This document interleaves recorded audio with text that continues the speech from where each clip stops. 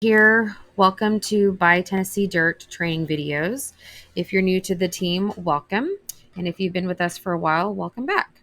So today we're going to go over the FHA and VA loan addendum.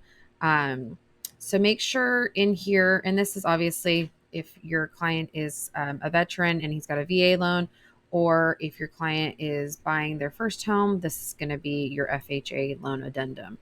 This will be filled out and submitted with your offer, as it is an addendum. Addendums go basically side by side with the offer. An amendment is done after you have the offer signed. So, as usual, as long as your information in your DocuSign is deemed correctly and filled in, it'll automatically put in the address, the buyer's name, and the seller's name. And then under the appraised value, at this point, obviously, you haven't had the appraisal done, but you're going to put in what you're offering. So, in this case, we're offering $220,000. And then down here, the funding fee. It's basically if for some reason the sellers have decided that they want to help with that or whatever in that case, which is very unrare.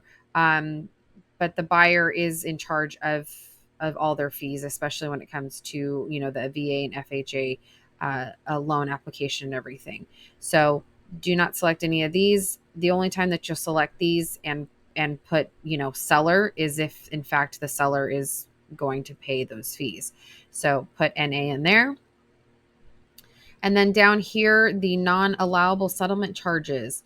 This price here kind of goes hand in hand with this. If the sellers are willing to pay something and they're willing to pay some of the fees, you'll put it here. But in this case, it's on the buyer to pay their fees. So you will put 0.00 because it's saying right here, the seller agrees to pay the closing evident of delivery warranty deed and payment of purchase price, such as non-allowment settlement charges on behalf of the buyer.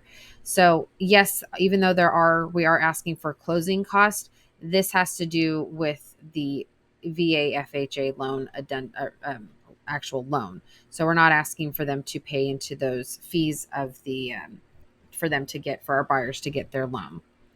And then when you go ahead and submit this into your envelope, creating an envelope, just make sure that there is a box for your buyers as well as for yourself.